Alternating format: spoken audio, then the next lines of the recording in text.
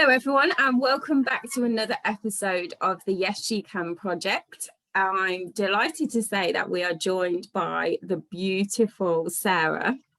Thank you for coming on, Sarah. Oh, you're welcome. I'll pay you later for saying beautiful. Made my day. Fiver. Absolutely. Cost me a fortune, that. So for anyone who doesn't know, would you like to introduce yourself and tell everyone what you do? Okay, so my name's Sarah and I have a business called the Dartmoor Artist. It's a business that, funnily enough, sells art and homewares and prints and essentially lovely, positive things for you and your home, with a bit of a nod to positive mental health as well. Oh, I've seen some of your artwork. Oh my God, it's incredible. So anyone who doesn't follow, check her out at the Dartmoor Artist on Instagram. So not only you have that business, you actually look after quite a few businesses of your own as well, in Dartmoor, as the name will suggest. Yeah. You're a busy lady. That's right. So I am a busy lady. Yeah. I mean, the journey of what I've sort of been up to over the last few years really kind of began when I met my husband. And I met him in 2008 and it was a real whirlwind kind of romance. We literally met, he moved in slow motion, and I kind of everything happened really quickly. We were married, we'd moved in, we were married, we were pregnant, all within sort of the space of about a year. Wow. And very quickly we decided that we would work together in business as well. And so over the last kind of, I guess, 13 years, we have been working together.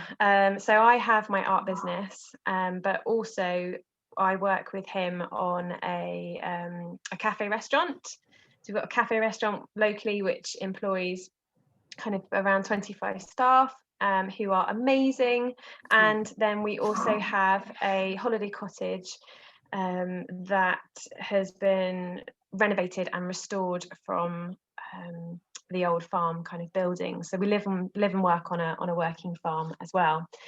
So yeah, cafe restaurant, holiday cottage, working farm, 2 children, art business. And I'm exhausted just not a lot then. No. But I'm a grafter. I'm a real grafter. So yeah. You are definitely. I always say you're just so busy all the time, but I love the way that you allow other people to see that side of your hard work, because it really makes them get to know you and see, obviously, like you say, what a grafter that you are. How do you find like juggling motherhood with doing all of these things? Yeah, I think in the early days of having the children, I found everything quite overwhelming, just generally being a mum and realizing that there's no book that's going to tell you what to do. It's just, you have to kind of travel on that path and try and work it out for yourself. So I found it quite hard in the early days with the kids, but now, like, my daughter's 11, my son is 7. And now they're a little bit older. They're these amazing humans that I can have these incredible conversations with and have fun with. And they are sparky and bright and the best things that I've ever made, you know. And I love them to bits. But it is hard, I think, as a woman to juggle it all, or to feel like we have to juggle it all. So I'm very honest with my kids about when I'm tired. Mummy's tired now. Mummy needs a rest now. Or I've had a tough day at work, kids. You know, I think it's really important to be really transparent and really clear with kids, and be honest with them when you've had a rubbish day. But yeah, it's challenging. It is hard, but they are happy, and that's all I can ask for, really, is that they're happy kids, happy humans, and that they'll always feel like they can talk to me. Yeah, absolutely. That's the thing about being transparent with them, isn't it? So that they are able to not because a lot of people, I think, kind of shield their children from absolutely everything, but if we're honest with them, then it won't come as such a shock to them when they're older, because at the end of the day, if we teach them that life is tiring, life is difficult, we're also teaching them that life can be incredible. Life can be anything that you make it. If you work hard, then you can achieve whatever you want to achieve. Yeah, and it's interesting because actually I had a chat with somebody today, and we were saying how, you know, when I was leaving school and I went to the hut of dreams that was the career library, you kind of told someone what you wanted to do for a living, or what you thought that you might want to do as a career, and there was never ever a little card that had that job on that card. It was like the most boring jobs, and I never really felt like anything that I wanted to do was on a card in the magical hut of dreams that was called the careers library. There was nothing there. And what I find amazing with being a mum now is the fact that if my kid wants to do any job in the world, it's possible now. You're made to feel like it can be possible. So I love that I'm able to kind of live quite a busy, creative, crazy life, but I'm equally telling my kids that they can do anything at all, as opposed to gosh, I don't know what I was told I had to be. I think it was something really, really boring, and I was like, really? Really? I did not see that. But yeah. Have you always been, obviously you've always been creative, but did you have any, before you set up your own small business, did you ever do any creative jobs, or did you feel kind of forced into ones that weren't what you wanted to do in the early days? So my background was actually I trained as a musical theatre lecturer. Oh wow, I can totally see 5, 6, 7, 8 jazz hands. Yeah, so I had a 10-year career as a performing arts lecturer, specializing in musical theatre, and I loved it. I absolutely loved it, because I could go to work every day, I could sing, I could dance, I could act, I could be with incredible young people who were at that age of making big decisions, and the age where they'd chosen to study your subject. They hadn't just been given it in school because they had to. It wasn't a core thing. It was like they had chosen to study this amazing subject, and therefore you were working with people that wanted to be there. You were working with people who were inspired and passionate about theatre, and so that was my background. So I did that for about 10 years, and it was only really after I'd had my kids that I started to find a real challenge between teaching and parenthood. Because the expectation, not only of where I was working, but I think the expectation that I put on myself was working the hours that I'm timetabled to work isn't enough. It's spilt over into the weekends. Everybody else's children that I was teaching and young people I was teaching were the focus, whereas my own kids were missing out on story time with me because I had a mountain of books to mark. And I was finding that really, really difficult. And so I was sort of in my head thinking, I don't know if I can keep this up. I don't know if I can continue to do this. And at the time we were still juggling restoring where we live, we're restoring the farm, the cafe restaurant was kind of taking off, the holiday cottage was booked, and I was at that point doing all of the servicing and doing all the cleaning on a Monday and a Friday, whilst juggling lecturing and doing nursery pickups. And it was just coming to a point where I felt like I was having major burnout. And back in 2016, I'd already left teaching. It was a really sad decision to leave, but it was the right thing to do. And back in 2016, I woke up in bed one morning and I sneezed, and I ended up prolapsing the discs in my lower spine. And at that point, not only did I feel mentally completely overwhelmed by everything that had been building, but at that moment I physically couldn't feel my legs. Oh my God, that was I terrifying. couldn't feel anything, and yeah, I won't ever get over that kind of fear, because I just didn't know what I'd done. And anyway, kind of to cut a really long story short, I spent a year lying on the living room floor, unable really to move, and I was going to physio appointments, and I'd had spinal injections to try and correct these prolapses, but they were so massive that wasn't ever going to take the edge off.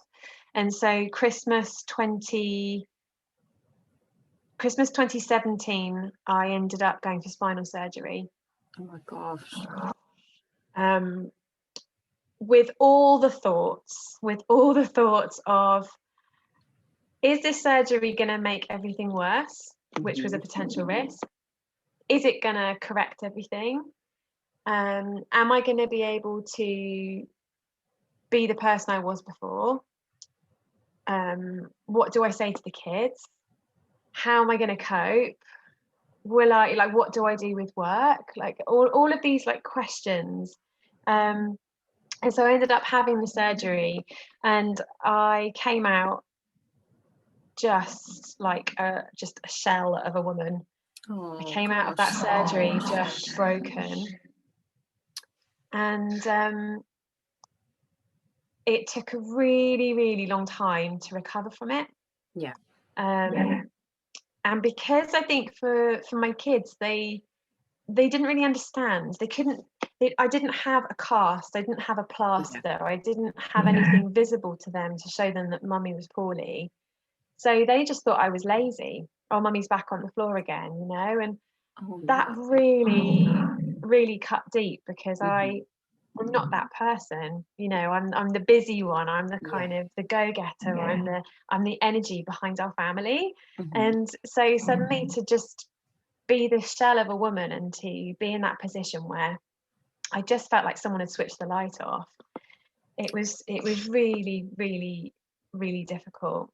I couldn't. Did you receive counselling for obviously the mental health impact side of things as well? No, I didn't. And I think it was just something that maybe I should have sought advice on. But I think at the time I was just so busy trying to, in my mind, keep chipper. Yeah. It's going to be okay. It's going to be all right. You're going to get through this. And I did slowly recover. And, you know, it's been quite a journey. But in those really dark sort of moments, I found art.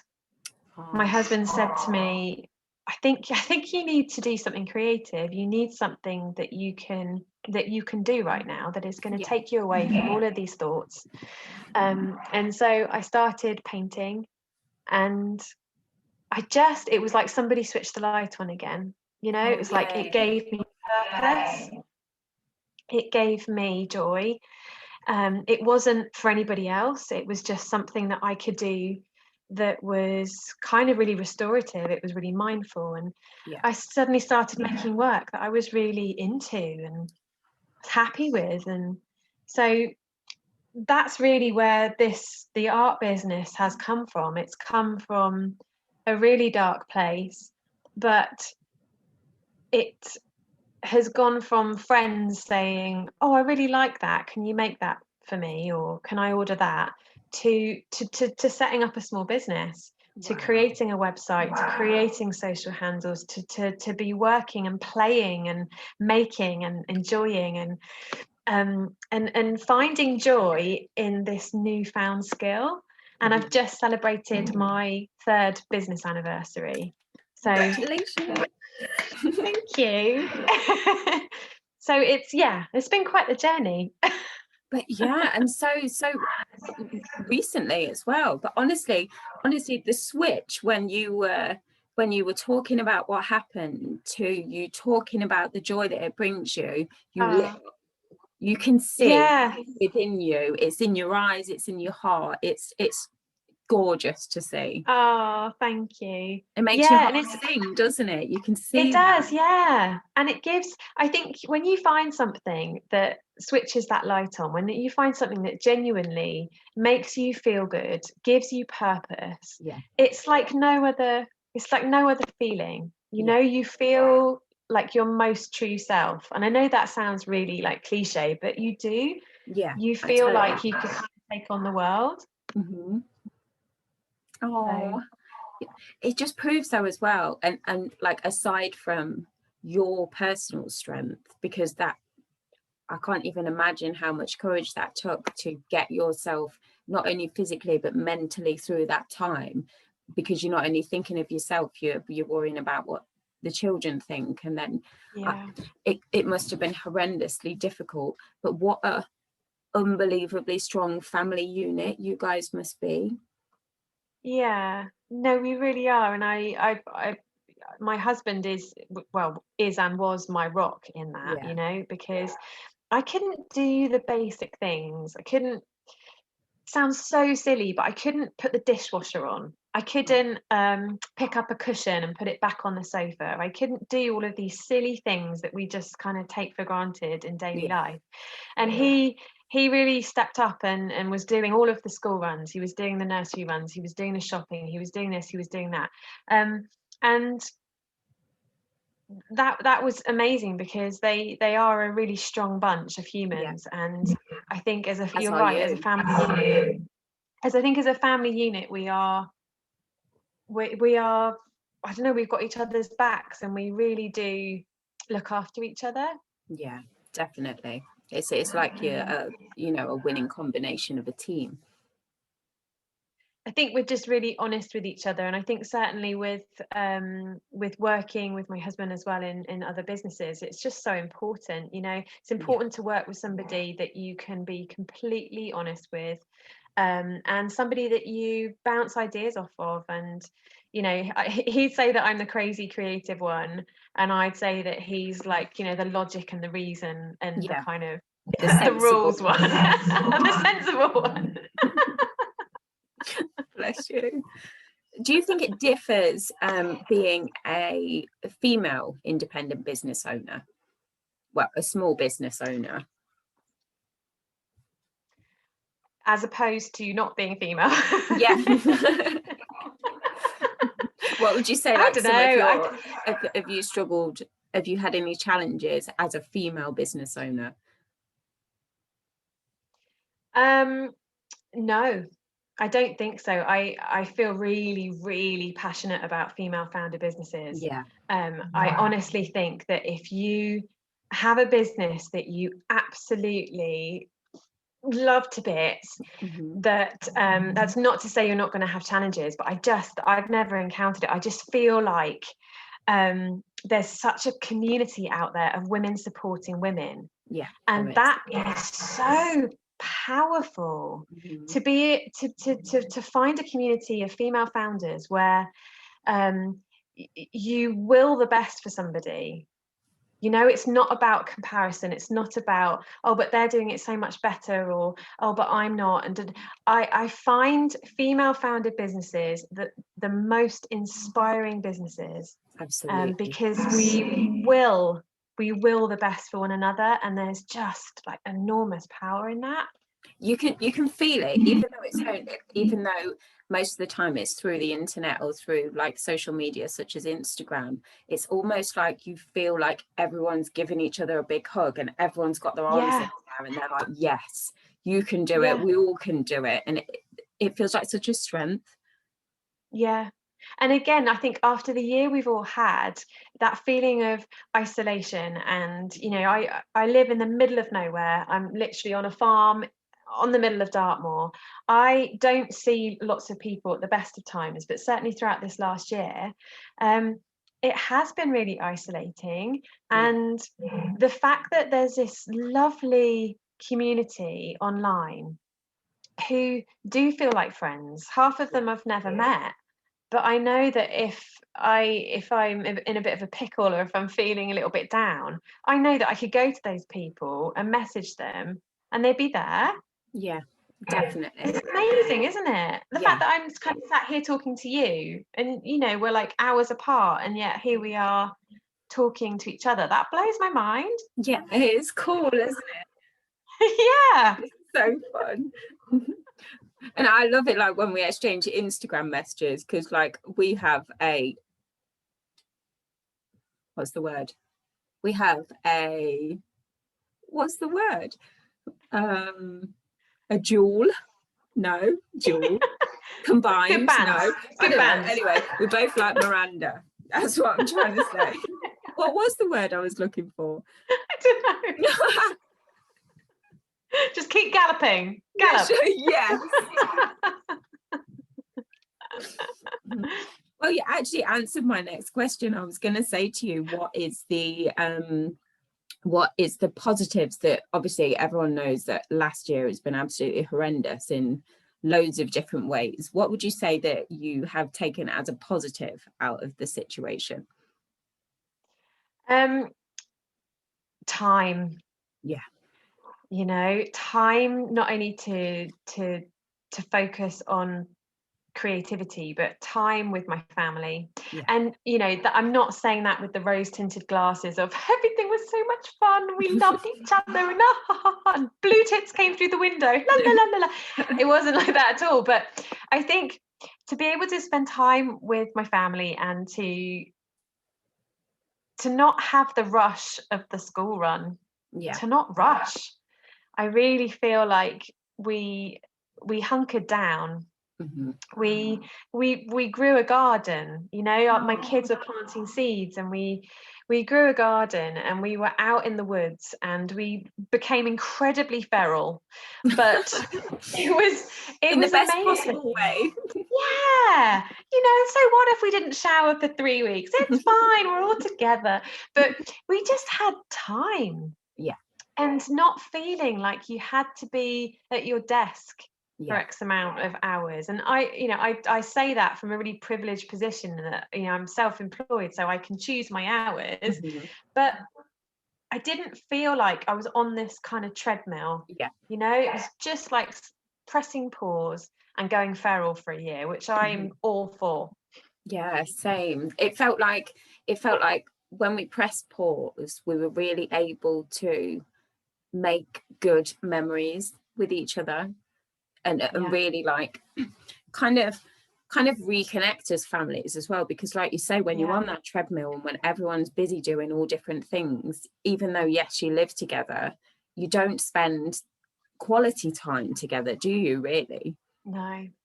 We were really lucky as well, because my mum had come down for my daughter's birthday, actually, and the timing of it was really strange, because my daughter's birthday is the 23rd of March, and my mum had come down the week before, and obviously they just then announced, I think it was like the first lockdown on the 17th of March. So she was with us, and that was really amazing, because I think if that hadn't have happened, I would have been really worrying about her being on her own, because we lost my dad 2 years ago. And so the fact that she was able to kind of just join in the feral and be with us, she was here for months. She was here for months. It was so funny. It was again really lovely time that we could catch up and talk, and also I think in all honesty kind of talk about some of the things that had happened with losing my dad, and you know the heartache that is dealing with grief as well. You know, so that was really lovely that she was able to come in and live with us for a little while.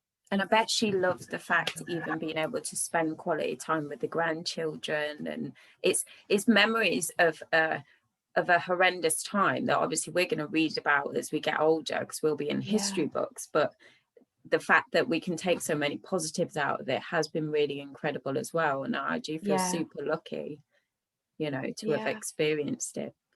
Yeah, absolutely. And also, like, just from a practical perspective as well, my mum was amazing, because she would say, right, you need to go out for a walk now, just leave the house, just go, you need time out now. Or it could be, why don't you go and do some work, why don't you go and paint for a bit? Why don't you actually physically leave this house and go and do something for you? And Oh. actually having someone else say that to you is so important, because you're not necessarily going to do that yourself. No, You know, I sometimes think we don't, do we? good. We don't do it ourselves at all, because we feel No. like we could be doing something else and it'd be more practical to do something else. It's a difficult one, isn't it? Yeah, it's weird. I feel like I'm really coming to a point in my life where I am choosing not to do the things that don't serve me. Yeah, So I've really recognized that I could work all the hours, you know, but what good is that going to do for me? It's yeah, not. I have to be better at making time for me that isn't doing time. yeah, You know, I need to be really quite forceful with myself and say, no, this is, you need to go and sit down and do nothing. I'm not good at doing nothing. I feel like I have to yeah. keep going on. Hmm.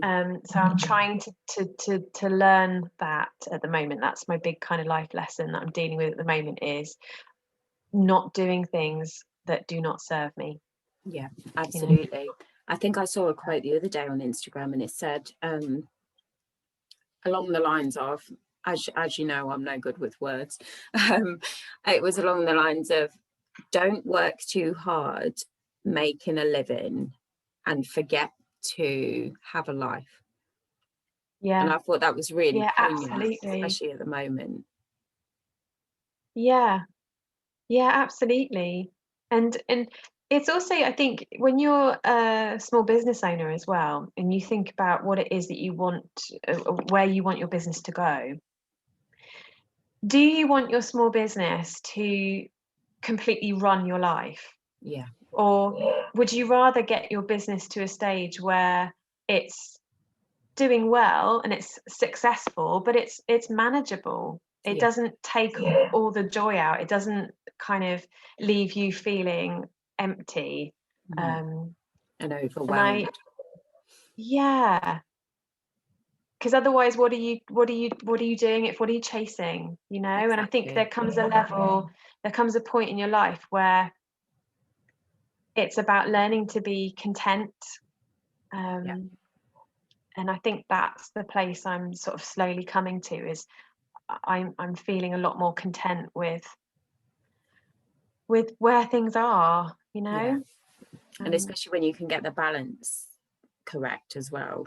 I would imagine that's a yeah, really good place to be, because although, yes, your business is your passion and it's where your heart lies, the same with mine. But then I do think to myself, what am I sacrificing in order to keep continuing the way that I'm going?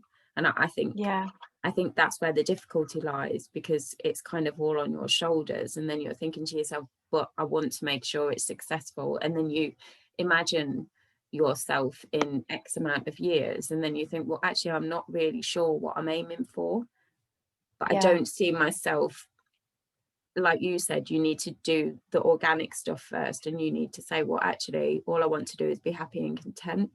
If yeah, in order to get there, I'm driving myself into the ground, then you're yeah, not yeah, going to yeah. achieve the happiness anyway, are you? It's kind of it goes back to what you feel like your definition of success is, and Yeah, that could be on a personal level, but also on a business level. And I'm that person now where nothing gives me greater joy than sitting in my garden and having a cup of tea and looking at my plant babies and just having the sun on my face and literally feeling like I'm 85 right now. But that is my place of joy. yeah, And I'm trying to work to a point now where I don't have to work every single day, because I want an afternoon where I can do that, yeah, you know, and I'm very lucky that I'm able to do that. But equally, it's just about your definition of success, I think. yeah, Because absolutely. success for me isn't about pound signs. I Mhm. don't have my business because it's driven by money. Yeah, Sure, we all need to make some money to pay bills, but when you really look at the mechanics of both what drives you as a person and what drives you in your business, I think if you've got pound signs in your eyes in either of those two categories, that's not right. Yeah, You absolutely. know, it's what does success mean for you? So success for me is being able to have an afternoon where I sit in my garden and have a cup of tea and stare at my plants. Stare at your sunflower called Lance. He's called Lance. Yeah, it's totally normal. And success for me in my business is absolutely just is having a business that can support me and my family, Yeah. but comfortably, you know.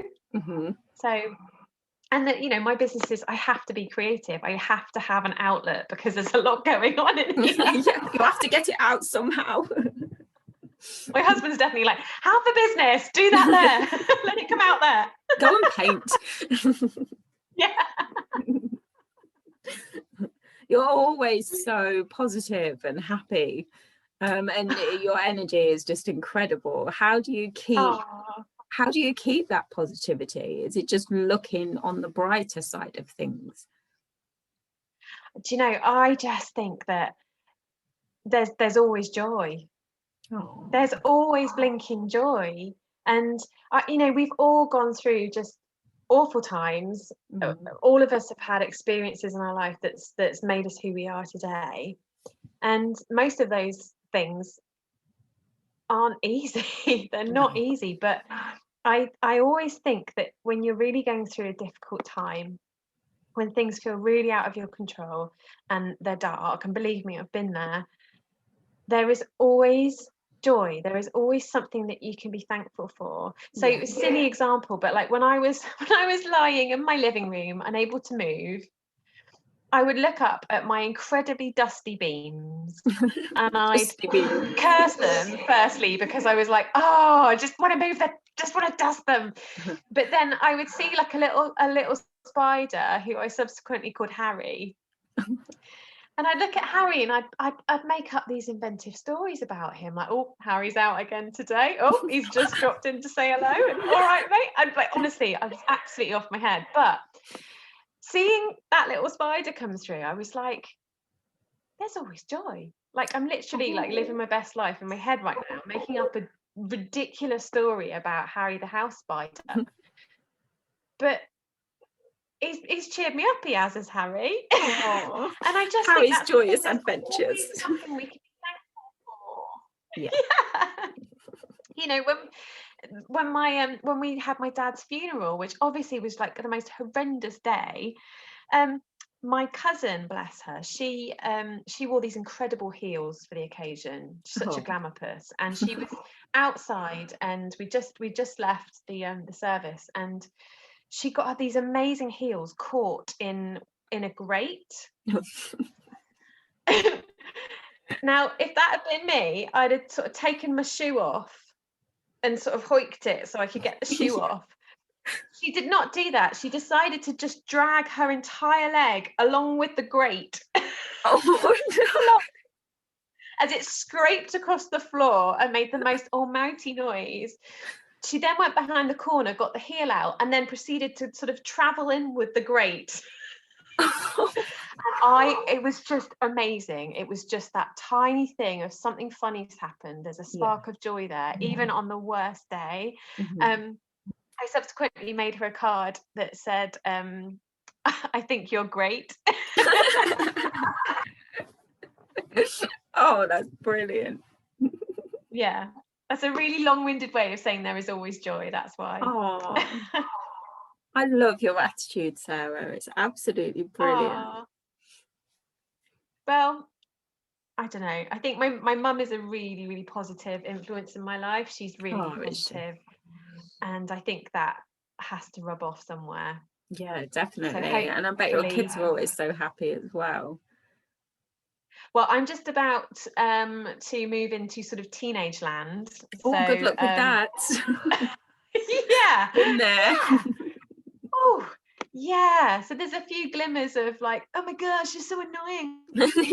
But you know, the worst thing is though, you don't realise, like, I feel young, you feel young, but we're actually old now compared to them. It's like, honestly, it's so sad. Like a song will come on and I'll be like bopping away to it, And my eldest daughter will be like, oh my God, Mom, why is this song so old? Why is all the music that you used to listen to so old?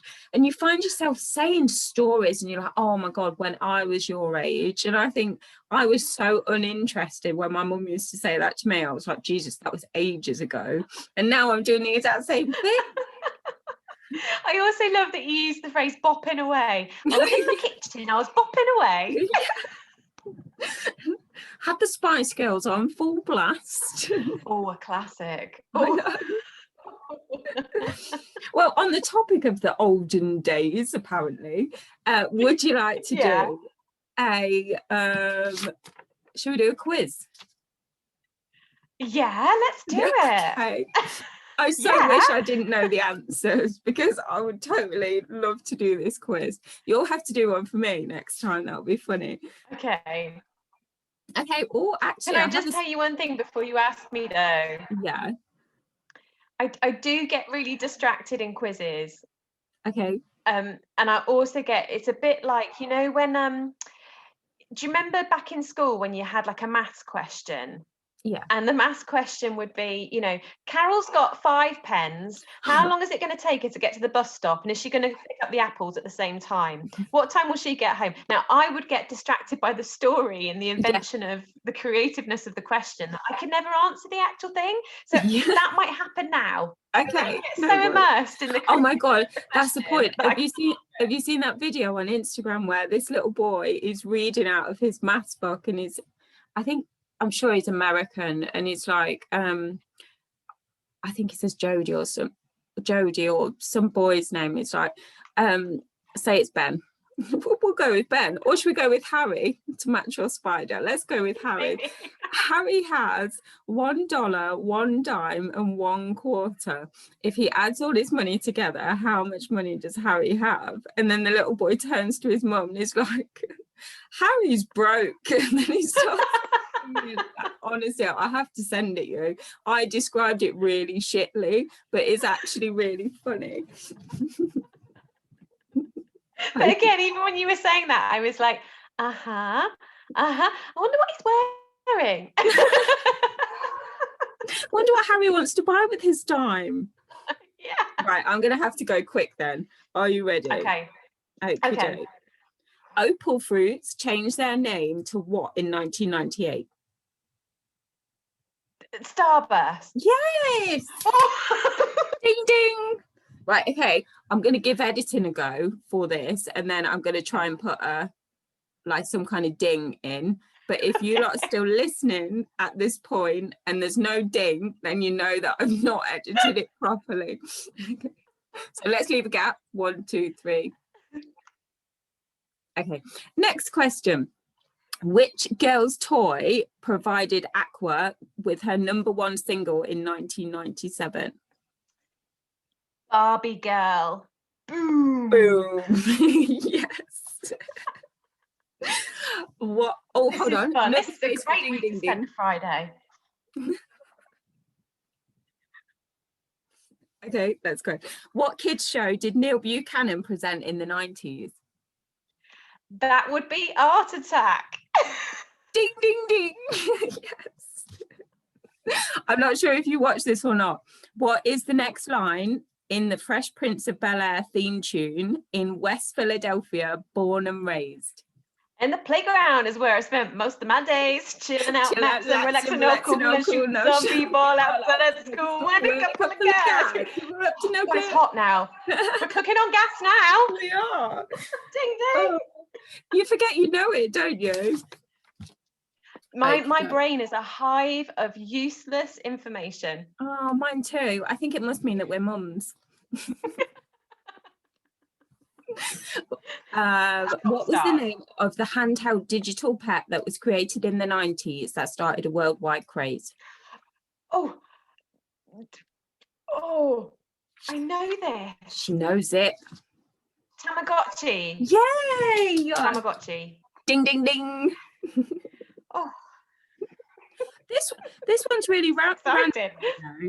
We'll see if you know it. Yeah. What is Scooby-Doo's full name?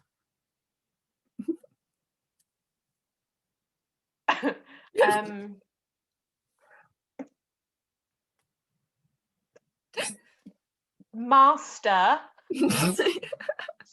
Scooby Derek do. I love that. I think that has to be right. Definitely a point for creativity there. Ding, ding, ding. Yeah. It's Master actually, Scooby Derek do. It's Scuba do. Is it? Yeah, I didn't know. I did Thanks not to see that Google. coming. I know. Wow. Have I got any more? Oh, the average person does what? Right, these aren't 90s now, these are regular. Okay. What does the average person do 13 times a day? Sneeze? Laughs. I just said sneeze. I just said snap. Of course. I was snap. No, I wouldn't have said snap. I just said sneeze or pee. But then I thought, maybe not pee. Yeah. That's quite a few times, isn't it? You know when you put an answer out there and immediately you want to just retract it because you think that was really silly. Of course it's laugh. Of course. I do that all the time. It's fine. Oh shit. Hold on. Something's happening. There we go. Wow. Weather came up on my computer. That was interesting. Oh, how dare it. I love this. This is like the best night I've had in a long time doing a quiz with you. Friday night quiz. Oh, how's about I've got some quick fire ones. I have to say the first answer. It's a yes from me. Okay. Chips or cheese? Cheese. Chocolate or sweets? Chocolate. Crisps or cake? Cake. Trousers or skirts? Trousers. Summer or winter? Summer. Tea or coffee? Tea. Oh, did you surprise yourself with any of them? I surprised myself with how intense I felt in that moment. I began to get very small and sweaty. Oh my gosh. You're glad to know that's the end of myself. Oh, she's wafting. For all of you listening, she's wafting. If you're watching on YouTube, you can see that she's wafting. Yeah, I'm wafting paper, nothing else. Okay? Yes. Nothing else. Should have added that as a disclaimer, shouldn't we, really? Oh dear. So what would you say, Sam? Now we laughed. I know. How we laugh about being old mums. Yeah, sad, isn't it? I know. I love being a mum. It's Oh, like I love it. It's I also I am that mum who's very distrusting of other mums when they say, "Oh, it's the summer holidays." Oh, like those mums where they're really joyful that their kids are off for a whole summer holiday. I don't trust those mums. No, because they're liars. Yeah, Let's tell the truth now. But the mums that are like, "Oh, it's so sad when they have to go back to school." I don't trust them. No. Don't trust them. They must have a nanny or something. Then they can feel that way, can't they? Absolutely. Oh, dear. Do you embarrass your kids? I mean, I don't think so, but you'll have to ask them. They'd probably be like, yeah. But it's like we do stuff, but then we don't even know it's embarrassing. But they're like, "Oh my God, that's so embarrassing." And I think I was just being myself. Yeah. My son has got this amazing kind of disregard for fashion, and that he just puts on lots of different things. Yeah. I'm looking at myself on the camera now and realizing where he gets it from, but he will put an outfit together that is quite unusual, and I love that. He doesn't care. He doesn't care that's personal at all. style, bless him. Yeah, so I take a lot of creative inspiration from my children, because they just don't care. They don't have that, "Oh, should I wear this? Shouldn't I?" And that's how it should be, isn't it, really? Definitely. I think it's so wonderful when children are like that. It's just such a shame that all the pressures start coming when they get into adulthood, isn't it? That's the sad thing about it. Do you feel pressure with social media and things?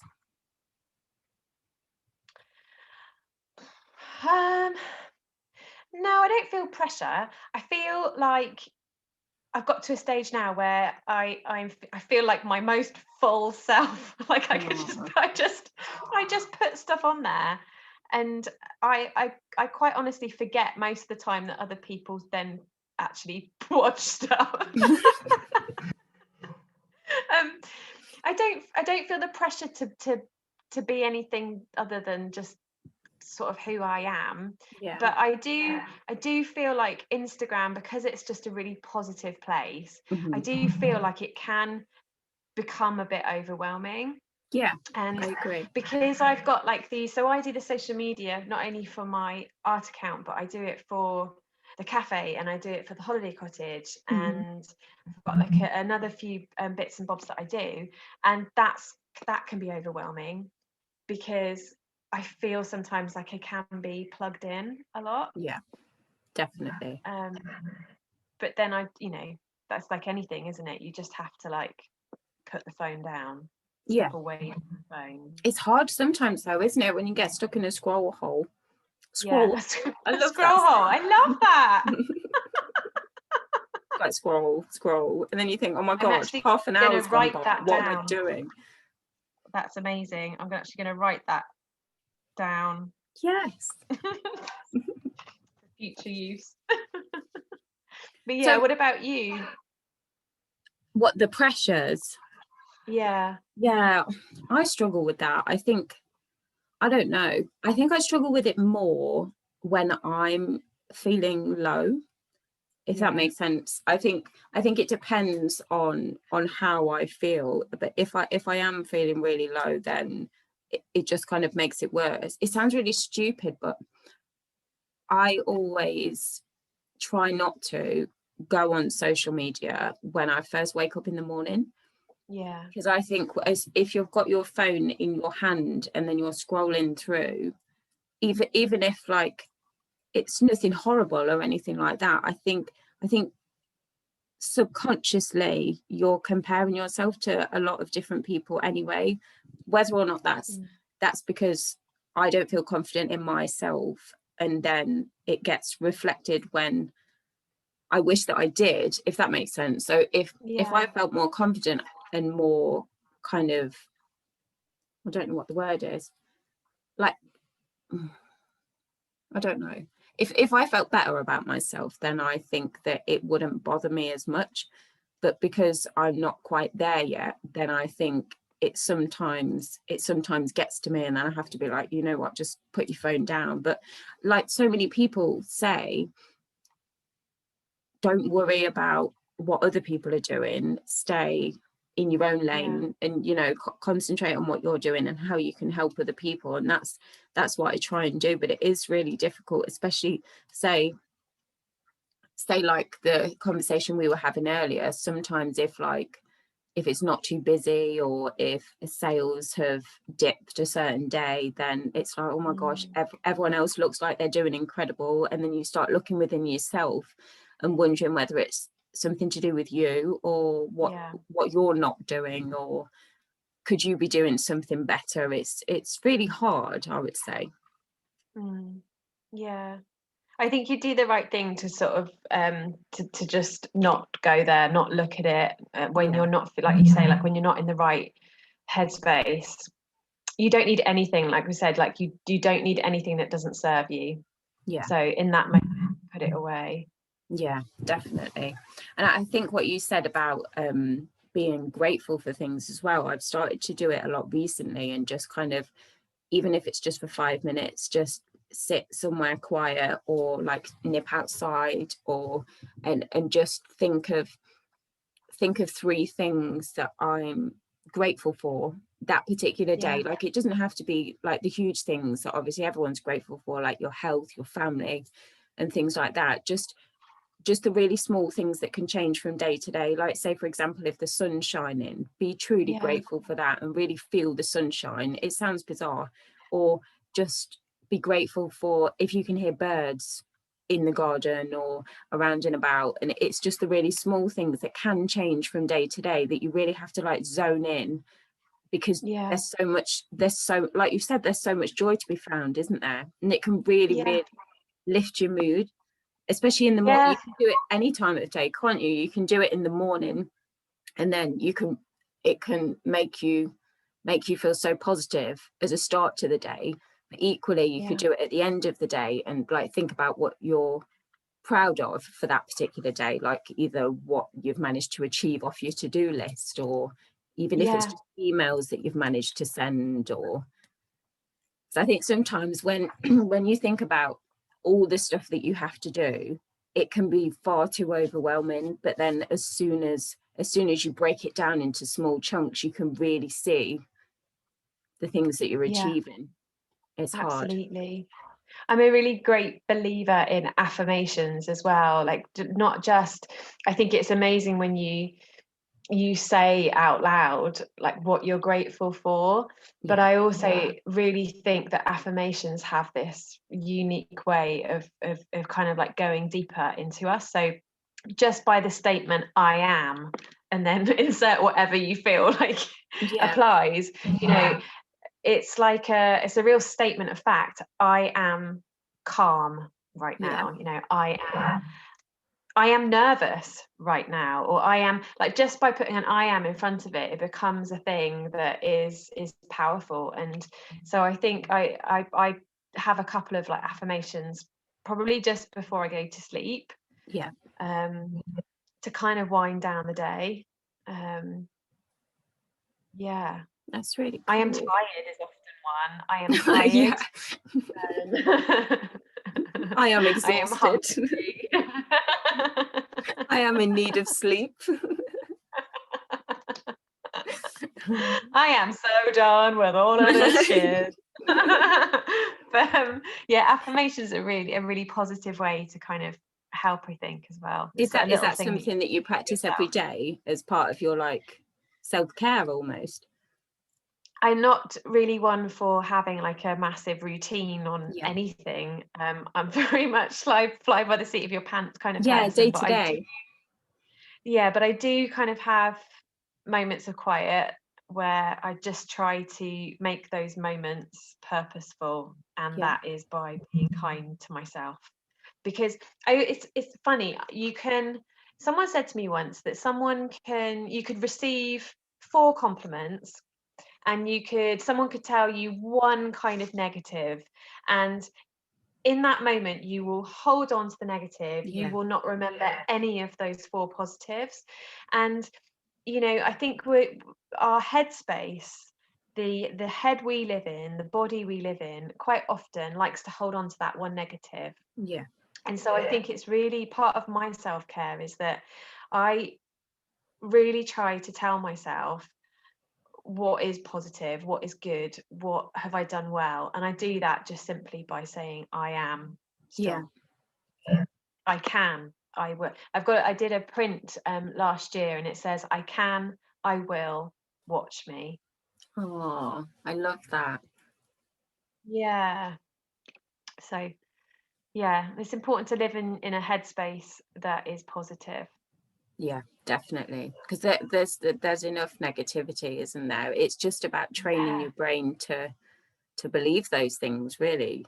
I think that's the hardest like stumbling block, isn't it? And also, like, the most simple things give me joy. So having a cup of tea out of my favorite mug gives me joy. You know, like what else gives me joy? Oh my goodness, getting into bed with clean bed linen. Holy smokes. There's nothing better, is there? It's so sexy. We're getting into bed with clean sheets, cup of tea,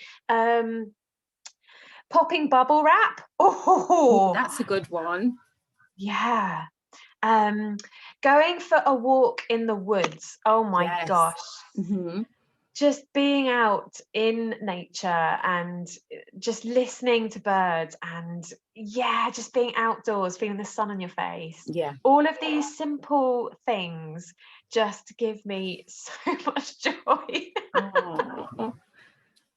That's what we've got to find, haven't we? Find the things that bring us joy, because that will make us happier anyway, won't it? And like you say, with the affirmations, the more times you say it, the more that your brain will hold on to them, just like they do the negative ones. Yeah. It's just like, you know, when I used to teach dance, there's this whole thing about movement memory. So, you know, you practice something for long enough and your body literally remembers it.